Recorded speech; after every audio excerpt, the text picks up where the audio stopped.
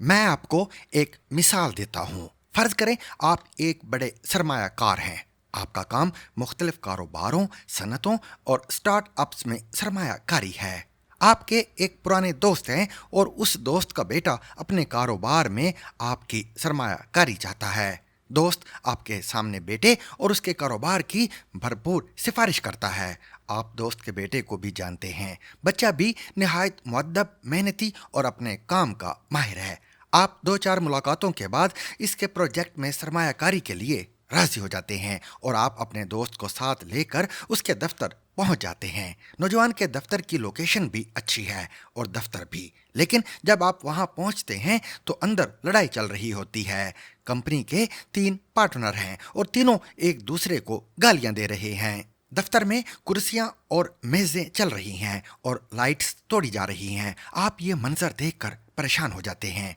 आपके दोस्त का बेटा आपको फौरन पकड़कर साथ वाले कमरे में ले जाता है, दरवाज़ा अंदर से लॉक करता है और आपकी खिदमत शुरू कर देता है। लेकिन इस दौरान इसके पार्टनर बाहर से दरवाजे को ठुड्डे मारने लगते हैं। आप अंदर बैठकर उनकी गालियां भी सुनते हैं और उनकी शिद्दत और नफरत को भी महसूस करते हैं। आपका दोस्त और उसका बेटा दोनों बहुत शर्मिंदा हो जाते हैं। वो जी जान से आपकी खिदमत करते हैं। आपको वो दोनों बहुत अच्छे भी लगते हैं। लेकिन सवाल ये है, क्या आप उनकी खिदमत और उम्र भर की दोस्ती के बावजूद इस प्रोजेक्ट में सरमायाकारी करेंगे?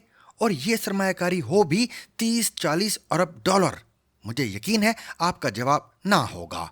आप अपने दोस्त का एहतराम करेंगे, उसके बेटे से भी शफकत और मोहब्बत से पेश आएंगे, उसके सर पर प्यार से हाथ फेरेंगे। ये जब भी आपके पास आएगा आप उससे मिलेंगे, उसकी खिदमत करेंगे और उसे 2-4 मिलियन डॉलर भी दे देंगे। लेकिन जब इन्वेस्टमेंट की बारी आएगी तो आप साफ इनकार कर देंगे।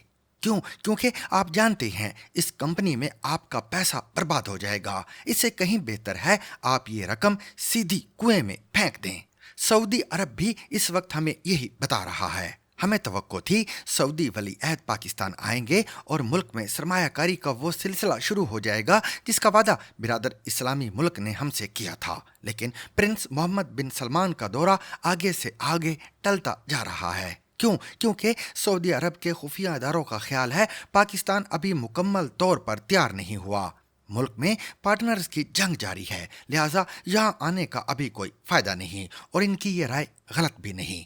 आप खुद सोचिए, आप खरबपति हों या आप सऊदी अरब के क्राउन प्रिंस हों, तो क्या आप ऐसे मुल्क में सरमायाकारी करेंगे जिसके एक सूबे का वजीर आला वफाकी दारुल हुकूमत पर कब्जे और बिजली सप्लाई के दफ्तर पर धावा बोलने की धमकी दे रहा हो, जिसमें अपोजिशन हुकूमत को फार्म 47 की पैदावार कह रही हो और वो इसे सिरे से मानने के लिए तैयार ना हो, जिसमें इमरान खान ज़्यादा वोट लेकर जेल में बैठा हो और वो वहां से आर्मी चीफ को क़यामत तक पीछा करने की धमकी दे रहा हो, जिसमें साबिक वजीर आजम पर घड़ी, हार और साइफर का केस चल रहा हो और इसका एक तर्जमान टीवी पर बैठकर ये कह रहा हो हमारी हुकूमत की तब्दीली में सऊदी क्राउन प्रिंस का हाथ भी था, जिसमें 9 मई जैसा वाक़या हुआ हो और रियासत साल गुजरने के बावजूद मुजरिमों का तयन कर सकी हो और ना किसी को सजा दे सकी हो, जिसमें मौलाना फजलुर रहमान और पीटीआई लॉन्ग मार्च की तैयारियां कर रहे हों और इन सब के साथ साथ बलूचिस्तान में पंजाबियों को गोलियां मारी जा रही हों,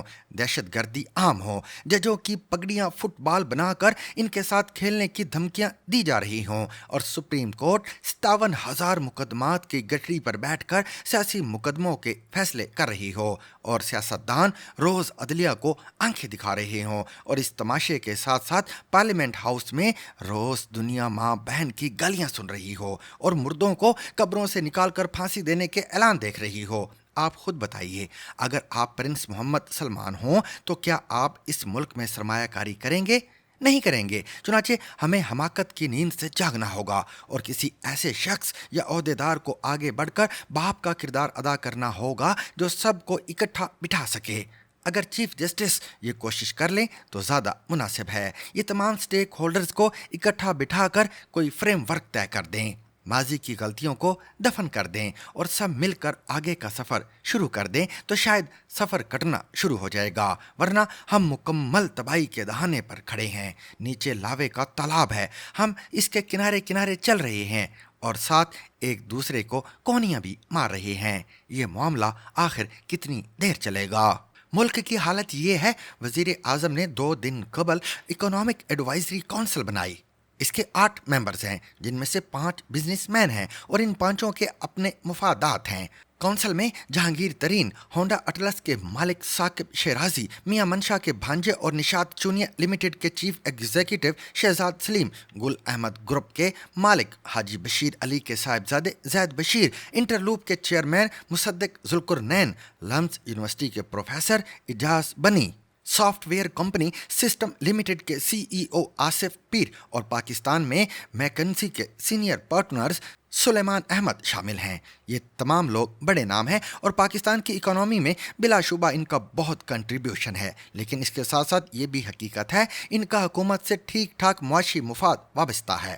مثلا 8 میں سے 4 ممبرز کے بجلی پیدا کرنے کے کارخانے ہیں۔ جہانگیر ترین چینی کے سیکٹر کے سب سے بڑے کھلاڑی ہونے کے ساتھ ساتھ بجلی بھی پیدا کرتے ہیں۔ یہ بے شک ایک وینری انسان ہیں اور ان کے مشورے ملک اور حکومت کے بہت کام آئیں گے، لیکن سوال یہ ہے کہ کیا یہ ملک کو فائدہ پہنچاتے ہوئے اپنا نقصان کریں گے؟ کیا یہ اپنی شوگر ملز بند کرا لیں گے؟ شوگر مل کے ویسٹ سے بجلی پیدا کرنے کا کارخانہ بند کرا دیں گے؟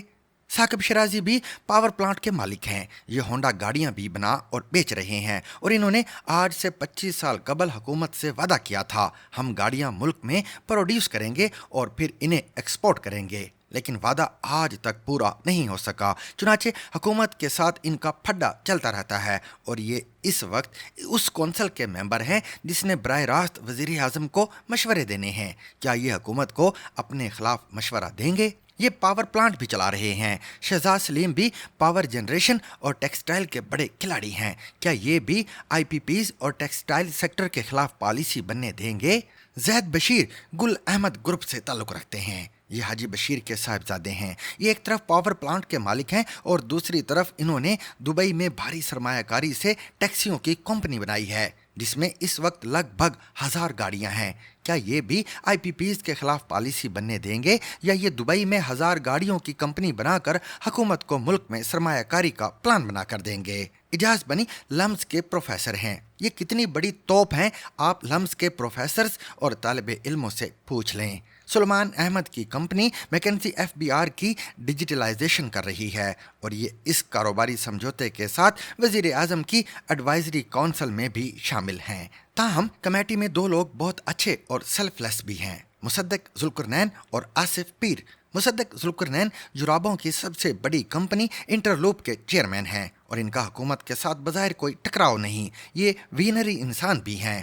آصف پیر سسٹم لمیٹڈ کے سی ای او ہیں۔ اس کمپنی میں عرب ملکوں نے سرمایہ کاری کر رکھی ہے، اس کی گروتھ بہت اچھی ہے اور اس کا بھی حکومت کے ساتھ کوئی ٹکراؤ نہیں، لیکن جو باقی 6 لوگ ہیں یہ براہ راست حکومت اور حکومت براہ راست ان سے متاثر ہوتی ہے۔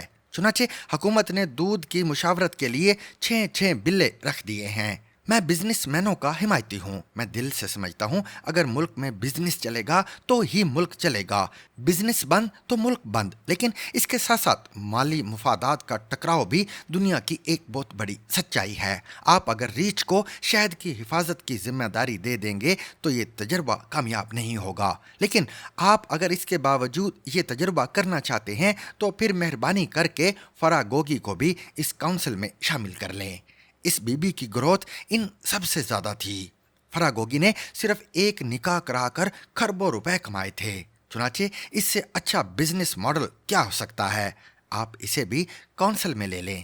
میرا خیال ہے یہ نہ صرف ملک کو 2 ماہ میں قدموں پر کھڑا کر دے گی بلکہ وزیر اعظم کو بھی مرشد بنا دے گی۔